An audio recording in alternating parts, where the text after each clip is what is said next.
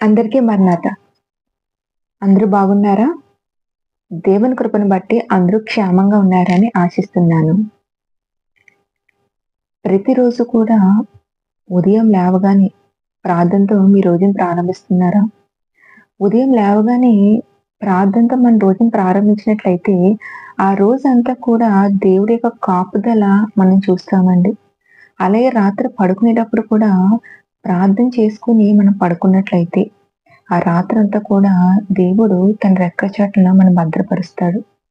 So, ఇప్పటివరకు అలవాటు లేకపోతే దేవుని బిడ్డలుగా ఉదయం లేవగానే, రాత్రి పడుకునే ముందు కూడా మనం ప్రార్థన చేసుకున్నట్లయితే, దేవుడి యొక్క కాపుదలనేది నా జీవితంలో చూస్తాము.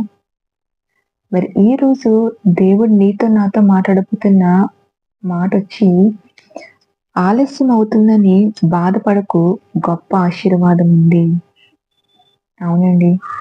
ఆలస్యం అవుతుందని బాధపడకు, గొప్ప ఆశీర్వాదము ఉంది. చాలా సార్లు మన జీవితంలో కొన్ని కార్యాలు ఆలస్యం అయ్యేసరికి చాలా బాధేస్తూ ఉంటుంది. ఇంకా నా జీవితంలో ఈ కార్యం జరగట్లేదేంటి? ఇంకా నా జీవితంలో ఉద్యోగం రావట్లేదేంటి? ఇంకా నా జీవితంలో వివాహం అవ్వట్లేదేంటి? ఇంకా నా జీవితంలో గర్భఫలం రావట్లేదేంటి? ఇంకా నా లైఫ్‌లో సెటిల్ అవ్వడం లేదేంటి? నీ గృహం ఎప్పుడు కట్టుకుంటాను? ఇలాగా అనేక విషయాల్లో మన జీవితంలో ఆలస్యం అవుతున్న కొద్దీ కూడా మనలో బాధ, కృంగుదల, వేదన అనేది పెరుగుతూ ఉంటుంది కదా! ప్రార్థన చేస్తూ ఉంటాం కానీ, మనస్ఫూర్తిగా ప్రార్థన చేయలేం. నేను ఇన్ని నెలలుగా ప్రార్థన చేస్తున్నాను కదా! ఇన్ని సంవత్సరాలుగా ప్రార్థన చేస్తున్నాను కదా! అయినా నా జీవితంలో ఈ కార్యంలో ఎలాంటి కదలిక లేదే అని ప్రార్థనలో అవిశ్వాసం అనేది మనలో వస్తూ ఉంటుంది. కానీ మన జీవితంలో ఏదైనా కార్యం ఆలస్యం అవుతుందంటే, ఖచ్చితంగా దేవుడు ఏదో శ్రేష్టమైనది ఇవ్వబోతున్నాడని మనం తెలుసుకోవాలండి. అంతేకాని ఆలస్యం అవుతుందని ప్రార్థన నిర్లక్ష్యం చేసే వారంగా మనం ఎప్పుడు ఉండకూడదు. దేవా, నాకు ఈ జీవితంలో ఈ కార్యం ఆలస్యం అవుతుందంటే, ఏదో గొప్ప ఆశీర్వాదం నాకు ఇవ్వబోతున్నావయ్యా. నీ నామమును మహిమపరిచేలాగా, నీ సాక్షిగా నిలవబెట్టుకోవడం కొరకే నాకు ఈ కార్యం ఆలస్యం చేస్తున్నావని నమ్ముతున్నానని విశ్వాసంతో ప్రార్థన చేసినట్లయితే, శ్రేష్టమైనది, అమూల్యమైనది, నువ్వు ఆశించిన దానికంటే గొప్పది దేవుడు నీకు దయచేస్తాడు. నమ్ముతున్నావా? బైబిల్ గ్రంథంలో మనం చూసినట్లయితే లూకా సువార్త మొదటి అధ్యాయం 5, 7 వచనాలు. యూదయ దేశపు రాజైన హేరోదు దినములలో అబియా తరగతిలోనున్న జకర్యా అను ఒక యాజకుడుండెను. అతని భార్య అహరోను కుమార్తెలలో ఒకతే. ఆమె పేరు ఎలిజబెతు. వీరిద్దరూ ప్రభు యొక్క సకలమైన ఆజ్ఞల చొప్పునను, న్యాయ విధుల చొప్పునను నిరపరాధులుగా నడుచుకొనుచు దేవుని దృష్టికి నీతిమంతులై ఉండిరి. ఎలిజబెతు గొడ్రాలైనందున వారికి పిల్లలు లేకపోయిరి, మరియు వారిద్దరూ బహుకాలము గడిచిన వృద్ధులయ్యిరి. ఆమేన్. సో, ఇక్కడ చూస్తున్నాం కదా, ఈ లూకా సువార్త మొదటి అధ్యాయము. ఈ యొక్క అధ్యాయంలో జకర్యా అలాగే ఎలిజబెతుల యొక్క దంపతులు మనం చూస్తున్నామండి. వీరి జీవితంలో ఒక కార్యము ఆలస్యం అయింది. ఏంటంటే వాళ్ళకి సంతానం లేదు, పిల్లలు లేరు. ఎలిజబెతు గొడ్రాలుగా ఉంది. ఆమె ఎంత ఆలస్యమైందంటే ఆమె జీవితంలో, ఆమె వృద్ధాప్యంలో కూడా వచ్చేసింది. వారిద్దరూ కూడా యవ్వన కాలంలో నుంచి వృద్ధాప్యంలోకి వచ్చినప్పటికీ కూడా వారి జీవితంలో ఆ కార్యము జరగలేదు. కానీ వాళ్ళ జీవితంలో కార్యం జరగలేదు కదా అని వాళ్ళు అవిశ్వాసంగా మారలేదండి. అదే విశ్వాసంతో వారి జీవితంలో కార్యం ఆలస్యం అవుతున్నప్పటికీ కూడా, జరుగుతుందో లేదో తెలియనప్పటికీ కూడా వారు దేవుని ప్రార్థిస్తూనే ఉన్నారు. దేవుని దృష్టికి నీతిమంతులుగానే వారున్నారు. అదే మాట మనం ఇక్కడ చూస్తున్నాం కదా, నిరపరాధులుగా నడుచుకొనుచు దేవుని దృష్టికి నీతిమంతులై ఉండిరి. వారి గొడ్రాలుగా ఆమె జీవితంలో కొరత ఉన్నప్పటికీ, ఆలస్యం అవుతున్నప్పటికీ సంతాన విషయంలో వారు దేవుని దృష్టికి నీతిమంతులుగా, యథార్థవంతులుగా ఉన్నారే తప్ప, మరి దేవుని దూషించే వారముగా, దేవుణ్ణి అసహించుకునే వారముగా, దేవుని విడిచిపెట్టే వారుగా ఇక్కడ దంపతులిద్దరూ లేరండి. అంతేకాదు తర్వాత చూస్తున్నాం కదా 8, 9 వచనాల్లో జకర్యా తన తరగతి క్రమం చొప్పున దేవుని ఎదుట యాజక ధర్మము జరిగించుండగా, యాజక మర్యాద చొప్పున ప్రభు ఆలయంలోనికి వెళ్ళి ధూపము వేయుటకు అతనికి వంతు వచ్చెను.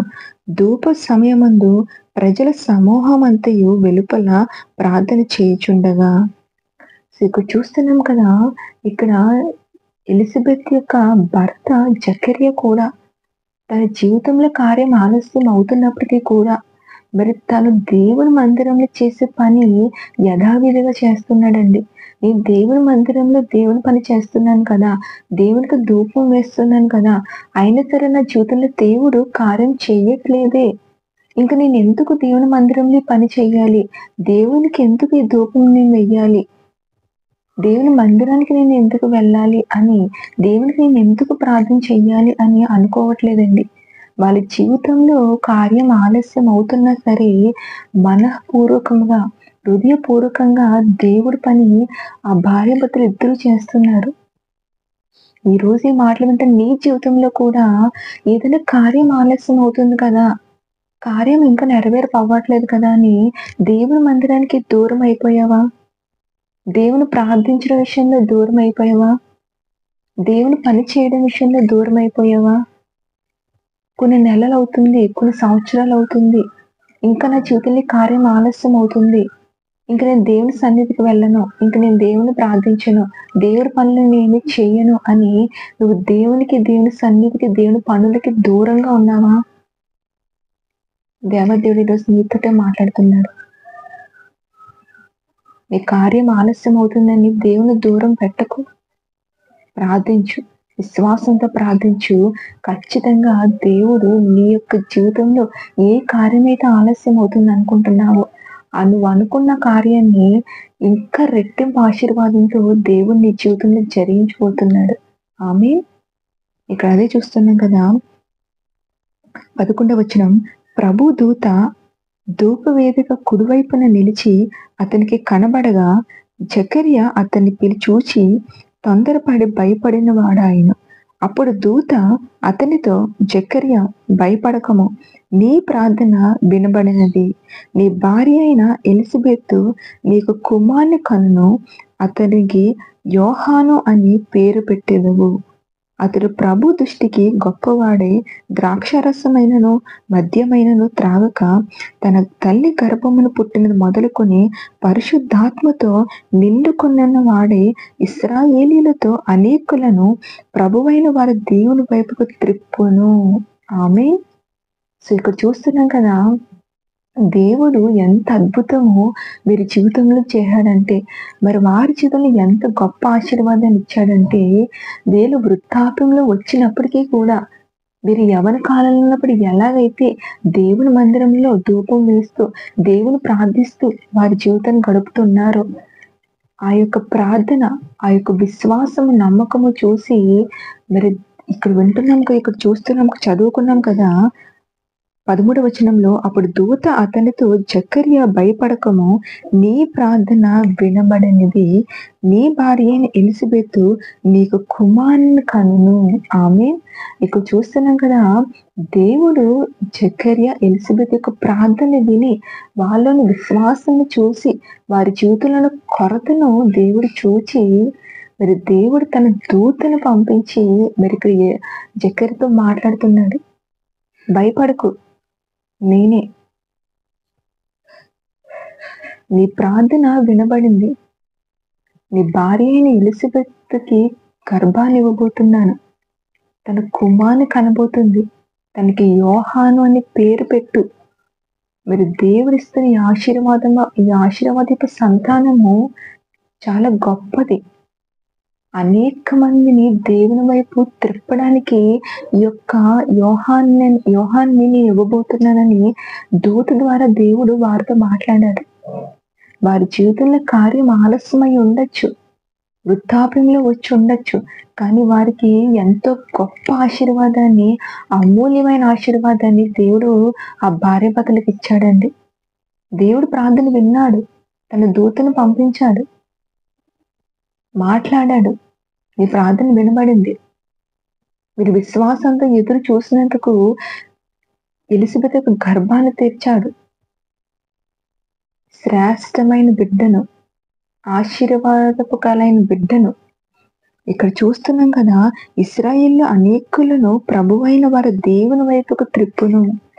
దేవుని వైపుకు త్రిప్పడానికి ఈ యొక్క యోహాన్ని నేను ఇస్తున్నాను. అనేక మందిని నడిపించడానికి దేవునిలో ఈ యొక్క కుమారుని నీకు ఇవ్వబోతున్నాను అని దేవుడు దూత వాళ్ళతో మాట్లాడినట్టుగా చూస్తున్నాం కదా. బాప్తిస్మ ఇచ్చే యోహాను మనందరికీ తెలిసిందే కదా. మరి అంత గొప్ప యొక్క కుమారుణ్ణి మరి ఇక్కడ ఈ ఎలిజబెత్ జకర్యా దంపతులకు దేవుడు ఇచ్చాడండి కదా. ఈ రోజు ఈ మాటలు వింటున్న నీ జీవితంలో కూడా ఆనాడు ఎలిజబెత్ జకర్యా విశ్వాసంతో ఆలస్యమైనప్పటికీ కూడా నమ్మకంతో ఎదురు చూసినందుకు బాప్తిస్మ ఇచ్చే యోహాన్ని దేవుడు మరి వారు బహుమానంగా ఇచ్చాడు. మరి ఈ రోజు ఈ మాటలు వింటున్న నీ జీవితంలో కూడా ఏ కార్యమైనా ఆలస్యం అవుతుందని నిరాశ పడుతున్నావా, బాధపడుతున్నావా, దుఃఖిస్తున్నావా? ఇన్నేళ్లుగా నేను చర్చికి వెళ్తున్నానే, ఇన్నేళ్లుగా నేను ప్రార్థన చేస్తున్నానే, ఇన్నేళ్లుగా ఉపవాసం ఉంటున్నానే, కానీ నా జీవితంలో ఎలాంటి కార్యం నెరవేరపవ్వట్లేదే అని మందిరానికి వెళ్ళడం మానేసావా? ప్రార్థన చేయడం మానేసావా? దేవుని నమ్మడం మానేసావా? ఈరోజు నీతోటే మాట్లాడుతున్నాడు. ఆలస్యం అవుతుందంటే ఏదో గొప్ప ఆశీర్వాదం నీకు ఇవ్వడానికి ఆలస్యం అవుతుంది తప్ప నేను నిరాశపరచడానికి కాదు. దేవుడిని విడిచిపెట్టేసాడని కాదు. ఆయన నామముని గొప్ప చేయడం కొరకు, నేను గొప్ప సాక్షిగా నిలవబెట్టుకోవడం కొరకు దేవుడు నీ జీవితంలో కార్యం ఆలస్యం చేస్తున్నాడు. దేవుడు మనం అడుగు వాటి కంటే, మనం ఊహించే వాటి కంటే ఇంకా అద్భుతమైనవి దేవుడు మనకు దయచేసేవాడు. కాబట్టి ఈరోజు ఈ మాటలు వింటే నీ జీవితంలో మరి ఏదైనా కార్యం ఆలస్యం అవుతుందని బాధపడితే మాటలు విన్నట్లయితే గొప్ప ఆశీర్వాదము దేవుని కోసం దాచిపెట్టించాడు. గొప్ప ఉద్యోగం, గొప్ప వివాహం, గొప్ప సంతానము, గొప్ప గృహము. ఇంకా నువ్వు ఏ కార్యం కొరకు ఆలస్యం అవుతుందో నిరుత్సాహపడుతున్నావో విశ్వాసంతో ప్రార్థన చేయి. విశ్వాసంతో మందిరానికి వెళ్ళు. నమ్మకంతో ఆ మందిరంలో ఆయన పనులు చేయి. విశ్వాసంతో నమ్మకంతో ప్రార్థన చేయి. స్తుతించు. ఆలస్యం అవుతుందంటే ఇంకా దీన్ని నేను ఆశించిన దానికంటే ఇంకా అమూల్యమైనది నాకు ఇవ్వబోతున్నావయ్యా, గొప్ప ఆశీర్వాదం నాకు ఇవ్వబోతున్నావయ్యా అని నేను నమ్ముతున్నానని నువ్వు ప్రార్థన చేసినట్లయితే ఆనాడు ఇక్కడ జకర్యా ఎలిజబెత్ జీవితంలో వృద్ధాప్యంలో వచ్చినప్పటికీ కూడా అమూల్యమైన సంతానాన్ని, శ్రేష్టమైన సంతానాన్ని, దేవుని వైపుకు అనేకమైన త్రిప్పగలిగే శక్తి కలిగైన కుమారుని దేవుడు ఎలాగైతే ఇచ్చాడు. ఈ రోజు ఈ మాటలు వింటే నీ జీవితంలో కూడా దేవుడు అదే వాగ్దానం చేస్తున్నాడు కదా. ఆలస్యం అవుతుందని బాధపడకు. గొప్ప ఆశీర్వాదం నీ కొరకు దేవుడు దాచిపెట్టి ఉంచాడు. నువ్వు నమ్మినట్లయితే ఈ మాటలు, ఈ వాగ్దాన్ని ఎత్తి పట్టుకుని ప్రార్థన చేయి. నిజమేనయ్యా, ఆనాడు అబ్రహాము సారముకు ఆలస్యమైనా సరే శ్రేష్టమైన బిడ్డనిచ్చో, ఇసాకునిచ్చో. ఇక్కడ ఎలిజబెత్ అలాగే జకర్యా జీవితంలో ఆలస్యం అయినా సరే శ్రేష్టమైన కుమారుని యోహాన్ని ఇచ్చో. ఈ రోజు ఈ మాటలు వింటే నా జీవితంలో కూడా ఏ కార్యం ఆలస్యం అవుతుందని బాధపడుతూ ఈ మాటలు వింటున్నావో నా జీవితంలో కూడా గొప్ప ఆశీర్వాదాన్ని, శ్రేష్టమైన ఆశీర్వాదం ఇవ్వబోతున్నావని నమ్ముతున్నానని ఈ వాగ్దాన్ని ఎత్తు పట్టుకుని ప్రార్థించి నీ జీవితంలో దేవుడు గొప్ప ఆశీర్వాదాన్ని దయచేయబోతున్నాడు. ఆమె మరణాత. God bless you.